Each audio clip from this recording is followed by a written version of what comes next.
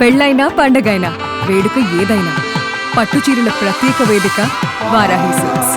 Iran Israel యుద్ధంలోకి ఇప్పుడు Pakistan enter అయిందా? పాకిస్తాన్ పై Iran దాడికి స్కెచ్ వేస్తోందా? టార్గెట్ కరాచీ, లాహోర్, ఇస్లామాబాద్, రావల్పిండి నగరాలు ఉన్నట్లుగా కూడా ఇప్పుడు వార్తలు అందుతున్నాయి. ఈ మేరకు అమెరికన్ సిఐఏ ఏజెంట్లు ముందుగానే ఈ విషయాన్ని పసిగట్టినట్లుగా తెలుస్తోంది. వెంటనే పాకిస్తాన్ వదిలి వెళ్లిపోవాలని అమెరికన్స్ కు ఆదేశాలు అందాయి. కరాచీ, లాహోర్లోని ఎంబసీలోని ఉద్యోగులు కుటుంబాలతో సహా ఖాళీ చేయాలంటూ విదేశాంగ శాఖ ఆదేశాలు ఇచ్చింది. ఇటీవలే పాక్లోని యుఎస్ ఎంబసీలపై వరుస దాడులు జరిగాయి. ఇక ఇప్పుడు ఇరాన్ పాక్ని టార్గెట్గా చేసుకుందన్నది మాత్రం ఇప్పుడు సంచలనంగా మారింది. ఎందుకంటే ఇప్పుడే జస్ట్ కొన్ని అవర్స్ ముందర మనం అనుకోవచ్చు, అక్కడికి వెళ్ళినటువంటి పాక్ ప్రధాని కూడా అమెరికా గురించి మాట్లాడుతూ కూడా ఒక ట్రూ లీడర్ అంటూ కూడా అసలు ట్రంప్ గురించి తాను పొగడటం జరిగింది. ఇక ఈ నేపథ్యంలోనే మరి ఇప్పుడు ఇరాన్ దాడులు పాక్ ఎదుర్కోబోతుందా ఏంటి అనే డీటెయిల్స్, ఎందుకంటే ఇప్పుడు ఉన్నటువంటి మొత్తం రిమైనింగ్ కంట్రీస్ అన్నిటి మీద కూడా దాడి చేస్తూ ఉంది. అక్కడ ఉన్నటువంటి చుట్టుపక్కల ఉన్నటువంటి యుఏఈ కంట్రీస్ మీద కానీ సౌదీ వీటన్నిటి మీద దాడులు జరుగుతూ ఉన్నాయి. మరొక వైపు చూస్తే గనక పాకిస్తాన్, ఇరాన్ పాకిస్తాన్కి మధ్య సత్సంబంధాలే ఉన్నాయి గతంలో. మరి అలాంటిది ఇరాన్ పాక్లో ఉన్నటువంటి అమెరికన్ ప్రాపర్టీస్ మీద టార్గెట్ చేసుకోవడం గురించి మనం ఒకసారి ముందుగా కనుక చూస్తే కనుక ఇప్పుడు ఇరాన్ దాడులు అయితే కొనసాగుతూనే, ఒకసారి ఆ విజువల్స్ చూద్దాం.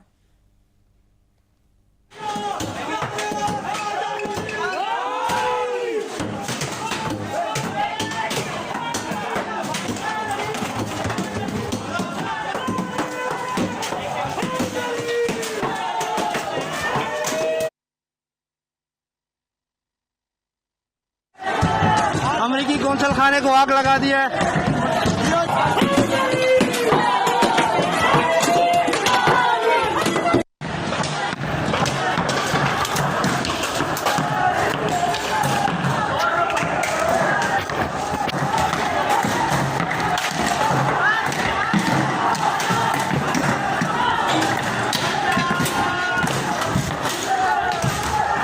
ఇక ఇదే అంశం గురించిన డీటెయిల్స్ మా ప్రతినిధి వెంకట్ అడిగి తెలుసుకుందాం. వెంకట్, ఇప్పుడు ఇరాన్ కి పాక్ టార్గెట్ గా మారినట్టు తెలుస్తుంది. పూర్తి డీటెయిల్స్ ఏంటి దాడుల గురించి? శ్రేణు, అంటే మనం 5 రోజుల నుంచి కూడా ఇద్దరం అంటే యుద్ధానికి సంబంధించి అంటే ఉక్రెయిన్ రష్యా యుద్ధం ఏ విధంగా అయితే ఉక్రెయిన్ కి సంబంధించి మనం తక్కువ అంచనా వేసామో, అలాగే ఇరాన్ కి సంబంధించి కూడా అదే స్థాయిలో తక్కువ అంచనా వేయడం అనేది జరిగింది. అంటే ముఖ్యంగా ఇజ్రాయెల్, అమెరికా రెండు అమెరికా అంటే ఇరాన్ విషయంలో ఏదైతే పోరాటం చేస్తున్నాయో అదే అంటే ఈ రెండు దేశాలకు సంబంధించి ఇరాన్ భయపడిపోయి అంటే వాళ్ళు తప్పుకునే అవకాశం ఉందనేటువంటి అంచనా కూడా వేయడం జరిగింది. కానీ ఇరాన్ మాత్రం పెద్ద ఎత్తున వాళ్ళకి సంబంధించి సూసైడ్ డ్రోన్లు కానీ, లేదంటే మిసైల్స్ కానీ, బాలిస్టిక్ మిసైల్స్ కానీ వీటన్నిటికి సంబంధించి ఒక పక్క అంచనాతో అంటే తమను ఏమీ చేయలేరు అనే ధీమాతో కూడా ఇరాన్ పోరాటం అయితే చేయడం జరుగుతోంది. అంటే ప్రస్తుతానికి ఉన్నటువంటి సమాచారం ప్రకారం అటు అంటే ఇరాన్ అడ్డుకోవడానికి అమెరికా కూడా తీవ్ర స్థాయిలో ప్రయత్నాలు చేస్తున్నటువంటి పరిస్థితి మనం చూస్తున్నాం. ఈ నేపథ్యంలోనే వాళ్ళ ఎయిర్ బేస్లు ఎక్కడైతే ఉన్నాయో అంటే బహ్రెయిన్ కానీ, జోర్దాన్ కానీ, కువైట్ కానీ, ఖతార్ కానీ, అబుదాబి కానీ, లేదంటే యుఏఈ కానీ, లేదంటే దుబాయ్ కానీ, ఇలా జోర్దాన్ వీటన్నిటికి సంబంధించి వాళ్ళు ఒక పక్క ప్రణాళిక ప్రకారం ముందుకు వెళ్ళడం ఇవన్నీ కూడా మనం చూస్తూనే ఉన్నాం. ఈ నేపథ్యంలోనే కొంత ఉద్రిక్త వాతావరణం అయితే చోటు చేసుకున్నటువంటి పరిస్థితులు అయితే చూస్తూ ఉన్నాం. ఈ నేపథ్యంలోనే పాకిస్తాన్ కు సంబంధించి ముందు నుంచి కూడా పాకిస్తాన్ అటు అమెరికాకు సహకరిస్తున్నటువంటి వాతావరణం కూడా మనకు కనబడుతుంది. ముఖ్యంగా అమెరికా ఎయిర్ బేస్లకు సంబంధించి కానీ, లేదంటే అమెరికా ఆర్మీ స్థావరాలకు సంబంధించి కానీ కొంత పాకిస్తాన్ సహకారం అందిస్తోంది. ముఖ్యంగా ఆసిఫ్ మునీర్ ఎవరైతే పాకిస్తాన్ ఆర్మీ చీఫ్ ఉన్నారో ఆయన అందిస్తున్నటువంటి సహకారం కూడా కొంత మనకు ఆందోళన కలిగిస్తున్నటువంటి పరిస్థితి ఉంది. అంటే భారత్ కు ఆందోళన కలిగించింది, అదేవిధంగా ఇరాన్ కు కూడా ఆందోళన కలిగించినటువంటి పరిస్థితి ఉంది. అంటే ఆపరేషన్ సింధూర్ సమయంలో కూడా ఆసిఫ్ మునీర్ వ్యవహరించినటువంటి వ్యవహార శైలి కూడా కొంత భయపెట్టింది. అలాగే ఇప్పుడు అంటే ఇరాన్ కి సంబంధించి కూడా ఆసిఫ్ మునీర్ కొంతకాలంగా గతంలో జూలై కానీ ఆగస్టులో కానీ 2020 జూలై కానీ ఆగస్టులో కానీ వాళ్ళు ఏవైతే దాడులు చేశారో ఆ సమయంలో కూడా ఆసిఫ్ మునీర్ పాకిస్తాన్, ఇరాన్, అమెరికాకు అనుకూలంగా వ్యవహరించి ఆర్మీ బేస్లు ఏర్పాటు చేసుకోవడానికి కూడా ట్రై చేసినటువంటి పరిస్థితి ఉంది. కానీ వీటన్నిటికీ సంబంధించి ఇరాన్ కూడా అదే స్థాయిలో సమాధానం ఇస్తుంది. ముఖ్యంగా అంటే గల్ఫ్ దేశాల్లో ఉన్నటువంటి సిఐఏ ప్రధాన స్థావరాలు అంటే అమెరికా నిఘా విభాగానికి సంబంధించి సెంట్రల్ ఇంటెలిజెన్స్ ఏజెన్సీ ఏదైతే ఉందో సిఐఏకి సంబంధించి వాళ్ళు కూడా పక్కాగా వర్కౌట్ చేయడం ఇవన్నీ కూడా జరుగుతూ వస్తున్నాయి. ఈ నేపథ్యంలోనే దుబాయ్ కానీ, బహ్రెయిన్ కానీ, జోర్దాన్ కానీ, గల్ఫ్ దేశాల్లో ఉన్నటువంటి కొన్ని కువైట్ కానీ, ఖతార్ కానీ, లేదంటే మరికొన్ని సిప్రస్ వంటి దేశాలకు సంబంధించి కూడా వాళ్ళు పక్కాగా ప్రణాళిక ప్రకారం దాడులు చేస్తున్నారు. దుబాయ్ లో కూడా అమెరికాకు సంబంధించినటువంటి నిఘా విభాగాలు ఏదైతే గల్ఫ్ దేశాల్లో ఉన్నటువంటి రాజులు అమెరికాకు లొంగిపోయారు, అంటే ముస్లిం రాజ్యాలు కూడా అమెరికాకు బానిసలుగా వ్యవహరిస్తున్నాయనే ఆగ్రహం ఏదైతే ఇరాన్ లో ఉందో ఇప్పుడు వాళ్ళందరి మీద కూడా ఇరాన్ దాడులు చేస్తాం. అందులో భాగంగానే పాకిస్తాన్ కూడా పాకిస్తాన్ విషయంలో కూడా అమెరికా కాస్త కఠినంగానే వ్యవహరిస్తోందని అయితే చెప్పవచ్చు. అంటే వెంకట్, గతంలో కనుక చూసుకుంటే పాకిస్తాన్ కి ఇరాన్ కి మధ్య కూడా మంచి సంబంధాలు ఉన్నాయి. అంటే ఇప్పుడు ఎప్పుడైతే ఇరాన్ అదేవిధంగా ఇజ్రాయెల్ యుద్ధం స్టార్ట్ అయిందో దీని తర్వాత కూడా నిపుణులు ఒక అంశాన్ని కూడా తెర మీదకి తీసుకొని వచ్చారు. పాకిస్తాన్కి ఇరాన్కి మధ్య మంచి సంబంధాలు ఉన్నాయి, పాకిస్తాన్ దగ్గర అణుబాంబు ఉంది కాబట్టి అందుకనే ఆఫ్ఘనిస్తాన్కి పాకిస్తాన్కి మధ్య యుద్ధం జరిగేలాగా ఇప్పుడు చేయటం జరిగింది అమెరికానే. ఈ సమయంలో పాకిస్తాన్ తన ఇల్లు కాలిపోతున్న సమయంలో ఇరాన్ ఏం పట్టించుకుంటుంది, అందుకని చెప్పి అని కూడా ఈ వ్యవహారాన్ని తెర మీదకి తీసుకొని రావటం జరిగింది. మరి ఈ వ్యవహారాన్ని ఏ విధంగా చూడొచ్చు మనం?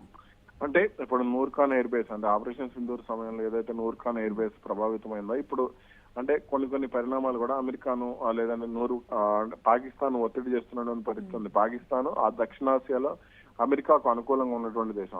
ఆఫ్ఘనిస్తాన్ కంటే కూడా భారత్ కూడా కొంత అనుకూలంగా ఉన్నటువంటి దేశం. కానీ ఇరాన్ విషయంలో పాకిస్తాన్ గానీ టర్కీ గానీ వీళ్ళు అంటే టర్కీ కూడా దక్షిణాసియా దేశంగానే మనం పరిగణించవచ్చు. కానీ వీళ్ళందరూ కూడా అటు పాకిస్తాన్ అమెరికాకు అనుకూలంగా వ్యవహరిస్తున్నటువంటి పరిస్థితులు ఏవైతే ఉన్నాయో కొంత ఇబ్బంది పెడుతున్నటువంటి వాతావరణం మనం చూస్తూనే ఉన్నాం. కాబట్టి ఇక్కడ అమెరికాకు సంబంధించినటువంటి కీలక నిఘా వర్గాలు అంటే సెంట్రల్ ఇంటెలిజెన్స్ ఏజెన్సీ కానీ లేదంటే మరికొన్ని వాటికి సంబంధించి అటు ఇజ్రాయెల్ కి సంబంధించి మొసాద్ ఏదైతే ఉందో వాళ్ళందరూ కూడా కొంత నిఘా విభాగాలను ఇక్కడ ఏర్పాటు చేసుకున్నటువంటి వాతావరణం కూడా మనం చూస్తూనే ఉన్నాం. ఈ నేపథ్యంలోనే కొంత ఇరాన్ కూడా కఠినంగానే వ్యవహరించేటువంటి అవకాశం ఉంది. అవసరమైతే దీనికి సంబంధించి వాళ్ళు టార్గెట్ చేస్తున్నటువంటి అంశాలకు మనం చూస్తూనే ఉన్నాం.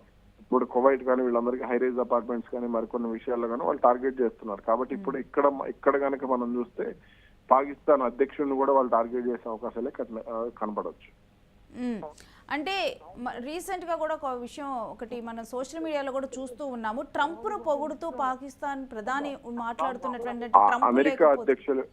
అమెరికా అధ్యక్షుల విషయంలో పాకిస్తాన్ ఎప్పుడు కూడా ఊడిగం చేస్తుంది, వాళ్ళకి సిగ్గు శరం అనేది దానికి సంబంధించి కొంత పాకిస్తాన్ కూడా వాటిని వదిలేసి వాళ్ళు వ్యవహరించడం అనేది మనం చూస్తూనే ఉన్నాం. కాబట్టి ఇప్పుడు పాకిస్తాన్ అధ్యక్షులను ట్రంప్ పొగట్టడం లేదంటే పాకిస్తాన్ ఆర్మీ అధ్యక్షులను అమెరికా వాడుకోవడం ఇవన్నీ కూడా సహజంగా జరిగేటువంటి పరిణామాలే. దీనికి సంబంధించి అంటే దక్షిణాసియా దేశాలకు సంబంధించి లేదా కనీసం ఇస్లామిక్ దేశాలకు సంబంధించి కూడా పాకిస్తాన్ ఎక్కడ కూడా తల అంటే వాళ్ళకు అనుకూలంగా లేకుండా కేవలం వీళ్ళకి సంబంధించి వాళ్ళు అంటే అమెరికాకు అనుకూలంగా లేదంటే అమెరికా దేశాలకు అనుకూలంగా ఇప్పుడు ఇజ్రాయెల్ కానీ లేదంటే భారత్ కు భయపడి ఇజ్రాయెల్ కు కూడా వాళ్ళు అనుకూలంగా ఉన్నటువంటి పరిస్థితి. ఇరాన్ కు భయపడుతుంది, ఇరాన్ తో స్నేహం చేస్తున్నామని చెప్తూనే ఇరాన్ మిత్ర దేశమైనటువంటి కొన్ని దేశాల విషయంలో కూడా వాళ్ళు డ్రామాలు ఆడుతున్నటువంటి పరిస్థితి మనం చూస్తున్నాం. కాబట్టి ఇక్కడ పాకిస్తాన్ విషయంలో అమెరికా అనుసరిస్తున్నటువంటి వైఖరి విషయంలో మనం ఎక్కడ కూడా బాధపడాల్సినటువంటి అవసరం కానీ ఆలోచించాల్సినటువంటి అవసరం కానీ లేదని చెప్పగలం. అంటే వెంకట్, ఇప్పుడు కేవలం పాకిస్తాన్ లో ఉన్నటువంటి అమెరికన్ ఎంబసీ కానీ అమెరికాకి సంబంధించినటువంటి ప్రాపర్టీస్ మీదే ఇరాన్ దాడి చేస్తుందా, లేకపోతే పాకిస్తాన్ లో ఉన్నటువంటి సివిలియన్స్ ని కానీ మిగిలిన కార్యాలయాలను కానీ వీటిని కూడా ఇప్పుడు టార్గెట్ గా మార్చుకుందా? అంటే ఇప్పుడు ఇరాన్ కు సంబంధించి కానీ లేదంటే ఇజ్రాయెల్ కానీ లేదంటే కువైట్ కానీ ఇరాన్ ఏదైతే ప్రతీకారంగా వ్యవహరిస్తోందో కువైట్ కానీ లేదంటే ఇజ్రాయెల్ కానీ వీళ్ళందరూ హైరేజ్ అపార్ట్మెంట్స్ కానీ నివాసిత ప్రాంతాలను వీళ్ళన్నింటినీ కూడా టార్గెట్ చేస్తూ వస్తుంది. అమెరికా కానీ అనుకూలంగా వ్యవహరిస్తే బహ్రెయిన్ విషయంలో కూడా వాళ్ళు అమెరికా ఇలాగే వ్యవహరించారు. కాబట్టి ఇప్పుడు అమెరికాకు అనుకూలంగా వ్యవహరించేటువంటి పాకిస్తాన్ విషయంలో కూడా హైరేజ్ అపార్ట్మెంట్స్ కానీ లేదా నివాసిత ప్రాంతాలు ఏదైతే అమెరికన్లు ఎక్కువగా ఉండేటువంటి ప్రాంతాల మీద కూడా ఖచ్చితంగా ఇరాన్ అయితే దాడులు చేసేటువంటి అవకాశాలే స్పష్టంగా కనబడుతుంది. ఈ దాడులు మరింత తీవ్రతరమైనటువంటి సంకేతాలు కూడా ఉన్నాయి. Right, stay with us Venkat, మీ దగ్గర నుంచి మరిన్ని అప్డేట్స్ తీసుకుంటాం. ఇక రీసెంట్గా చూస్తే కనుక షహబాజ్ షరీఫ్ వాళ్ళ సైన్య అధ్యక్షుడు కూడా పూర్తిగా కూడా ట్రంప్ను పొగుడుతూ కూడా మిగిలిన ఇప్పుడు ప్రపంచంలో ఉన్నటువంటి దానికి జరుగుతున్నటువంటి పరిణామాలన్నిటికి కూడా ట్రంప్ చాలా ఇంపార్టెంట్, ప్రపంచంలో శాంతి నెలకొల్పడానికంటూ కూడా తాను వ్యాఖ్యానించడం జరిగింది. మేబీ ఇరాన్ టార్గెట్ చేయడానికి, ఇరాన్ పాకిస్తాన్ దృష్టిని ఆకర్షించడానికి ఇది కూడా ఒక అవకాశం డెఫినెట్గా కూడా అయ్యుండొచ్చు. అందుకనే పాకిస్తాన్ని టార్గెట్గా కూడా ఇప్పుడు ఇరాన్ దాడులు చేస్తూ ఉంది. ఎందుకంటే ఇప్పుడు మనం చూస్తూ ఉన్నాము, ఇరాన్తో యుద్ధం మొదలైన తర్వాత మిగిలిన దేశాలన్నీ కూడా తటస్థంగా ఉన్నాయి. అంత స్ట్రాంగ్ కంట్రీస్ అయినటువంటి రష్యా, చైనా ఇవి కూడా సైలెంట్గా ఉన్నాయి, ఇండియా కూడా సైలెంట్గా ఉంది. ఇలాంటి సమయంలో పాకిస్తాన్ వెళ్ళి అమెరికాలో అక్కడ షహబాజ్ షరీఫ్ తాను మాట్లాడటం కానీ ట్రంప్ను ఉద్దేశించి మాట్లాడటం కానీ ఇవి ఇరాన్కి మరింత ఆగ్రహాన్ని తెప్పించినట్లుగానైతే ఈ అంశాన్ని చూడొచ్చు. అందుకనే పాకిస్తాన్ ఇప్పుడు టార్గెట్గా మారింది.